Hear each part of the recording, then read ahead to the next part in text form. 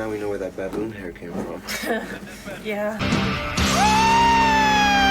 The narrative opens with a tense scene. Two boys are displayed, each with a gun held to his head. Perhaps they are considering it as a game. The story then flashes back, where we meet Richard and Justin.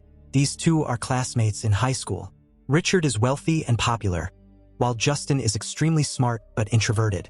He is convinced his mind can deceive anyone. He feels that if he killed someone, he could evade capture. Richard, however, is malevolent. Bored with his current existence, he yearns for something different. Together, they hatch a murder plot. They decide to kidnap a stranger, a girl, and then kill her. They also plant evidence designed to make whoever is investigating the case completely and utterly confused. Two detectives arrive to take charge of the investigation.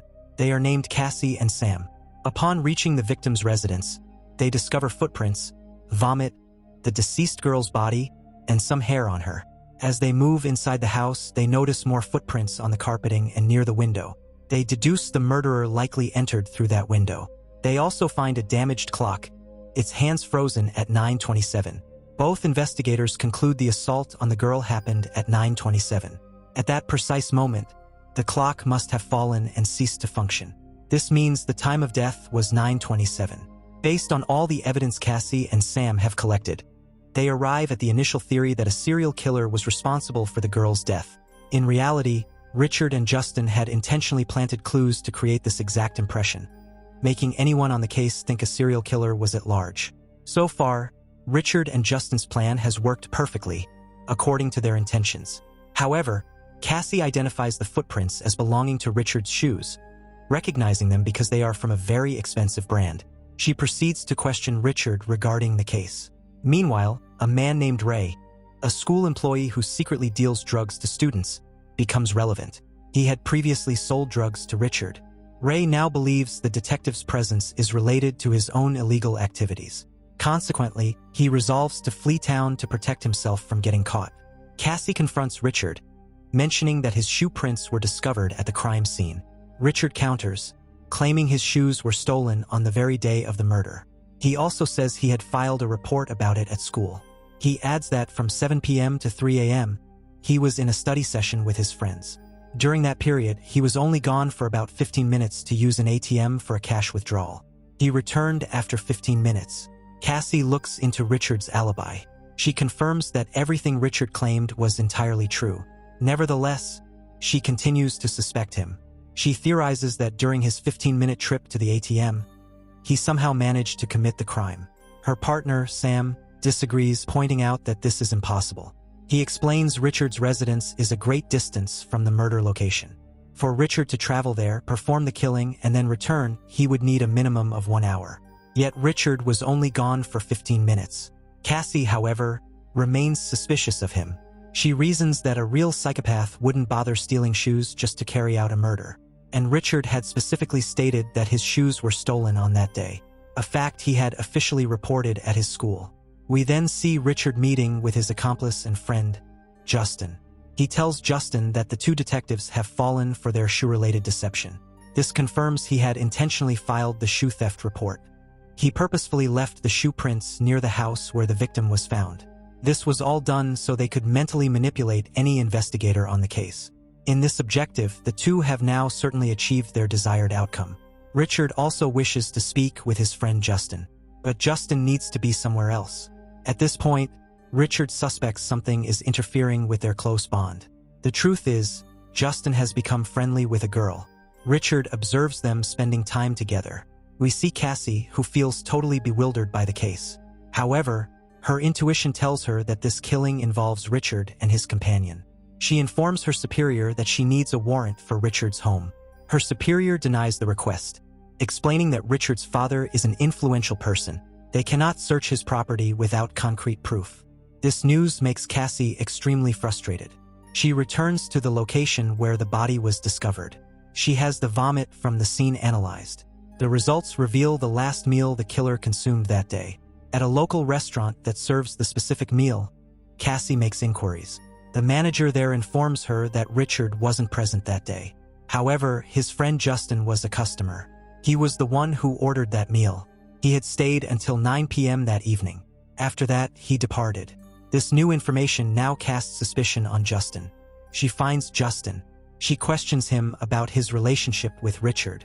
He claims they are just in the same class. He adds that they do not have a good relationship. He says Richard constantly harasses him. In reality, Richard and Justin pretend to be adversaries publicly. But in private, the two are very close companions. Cassie continues to question Justin further. During their conversation, he nervously reveals certain details. Things that only a close friend would know about someone. Cassie's doubt now grows significantly more intense. As the investigation progresses, Cassie and Sam arrive at Ray's residence. Ray was the high school drug supplier. He fled town after seeing Cassie earlier. Now, as Cassie and Sam are at his home, they make a discovery. The hair that was found on the victim's body turns out to be baboon hair. There is a baboon living in Ray's home.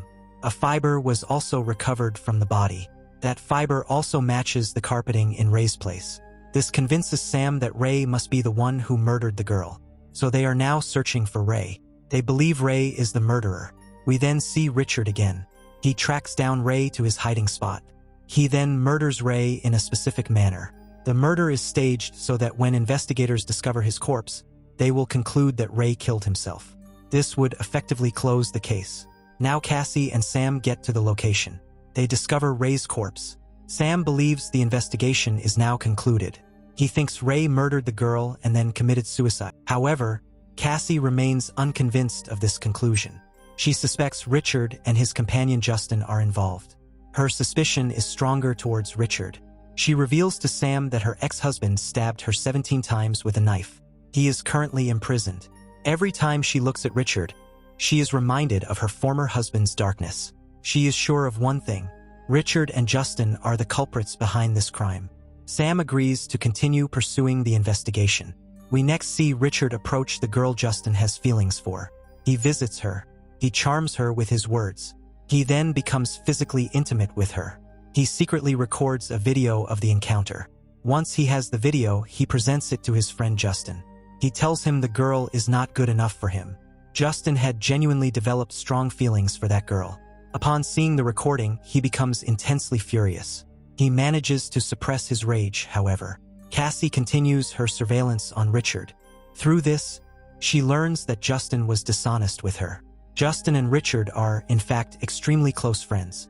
While she is contemplating the case details, she glances at her own watch. She then obtains a watch of the exact same model. The same type she discovered at the victim's home. The one that was shattered, and its hands were frozen in time. She drops this new watch on the ground. When she examines it, she sees the watch has not sustained any damage.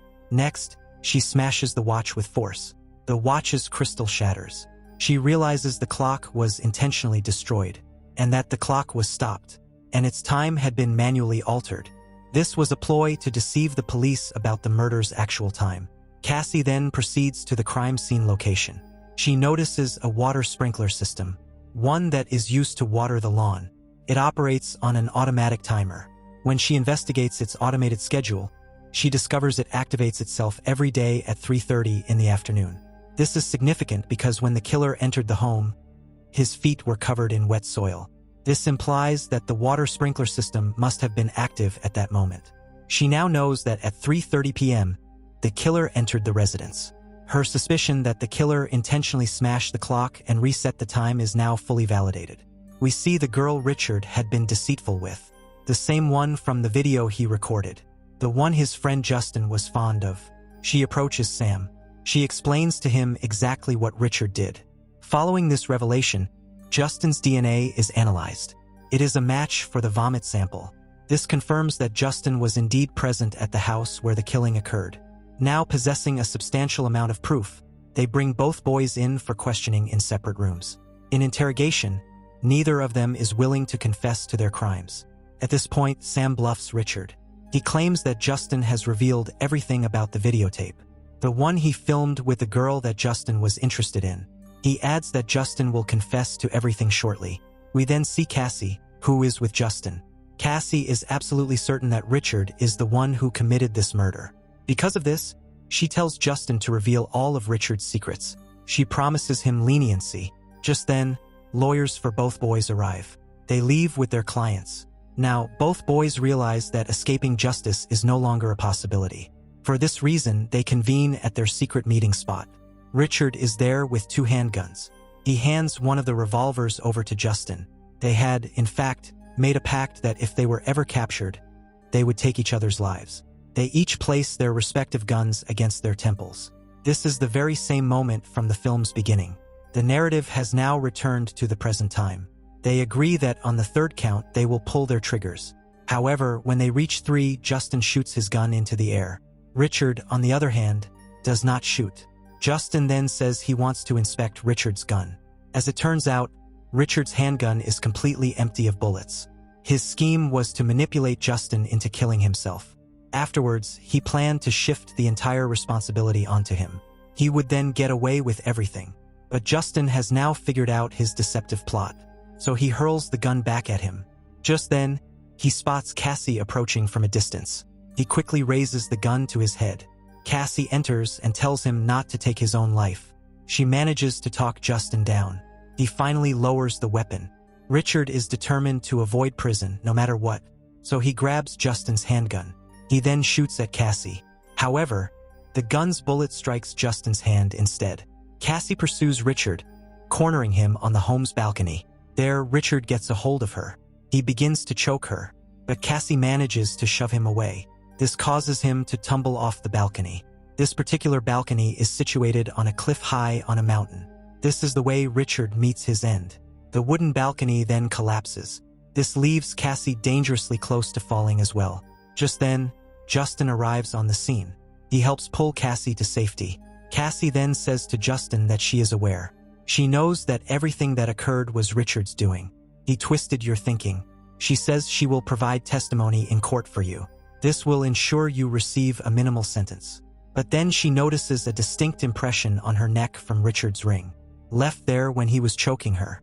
She realizes Richard was not the one who murdered the girl, because that victim was also choked to death, and her neck showed no marks of any ring whatsoever. If Richard had been her killer, the imprint of his ring would surely be visible on her neck. She finally understands that Justin was the one who killed the girl. Because of this, she decides to deceive Justin. She says that just like Richard filmed the video with the girl you admired, he did the same thing with the murder, recording the whole crime. The moment Justin hears this claim, he begins to tremble uncontrollably. He then confesses to his complete guilt. In truth, Justin is reserved, but he is also extremely manipulative. That is why, upon seeing Cassie arrive, he held the gun to his own head. This was to make Cassie believe Richard was coercing him into it, and to suggest the real mastermind behind the whole murder was not Justin himself, but Richard. However, Justin's entire deception has now been exposed. Following this, Justin is taken into custody. The full plan was that Justin and Richard conspired to murder a random girl. To begin, Richard filed a false report at school about his shoes being stolen. After filing it, he visited Ray's home, pretending to buy drugs. There he collected a carpet fiber and hair from Ray's baboon. Additionally, he arranged a study group with his friends for 7 p.m. that evening. At precisely 3:30, he went to the home of the girl they planned to murder. But while he was on her lawn at 3:30 sharp, the sprinkler system, timed to water the grass at exactly 3:30, activated. This caused his shoes to become soaked. When he entered the victim's home, he left wet shoe prints on the window and the carpet. He then rendered the victim unconscious. He smashed a clock in the house. Even though the actual time was 3:30, he manually set the broken clock's hands to 9:26 p.m. Following this, he imprisoned the girl in the basement of his own home. At 7 o'clock sharp, his friends arrived at his home for the study group. At that same time, Justin was at his own home. He informed his mother he was going to his room to study. He then slipped out through his window. His first stop was the restaurant where he enjoyed the food immensely. He ate his meal there and then proceeded to Richard's house. Richard announced to his friends he was leaving to get cash from an ATM. This was his excuse to go kill the girl. He went to the ATM first. This was to ensure he was recorded on the security camera there. He took out cash from the machine. Then he went to the basement where Justin was waiting. Justin was the one who killed the girl. After that, he placed her body inside a car. He also took possession of Richard's shoes. Richard then rejoined his friends to continue the study session. Justin drove the girl's body to a distant location. First, he put on the shoes. He entered the girl's house wearing those specific shoes. He then proceeded to move the girl's corpse. Upon looking at the girl's body, he became sick and vomited. This turned out to be the most crucial piece of evidence for the investigators. This was his most significant error. No matter how brilliant a criminal may be, they always make one mistake or another. And this was Justin's error, the one that unraveled the entire secret he shared with Richard. The movie ends here.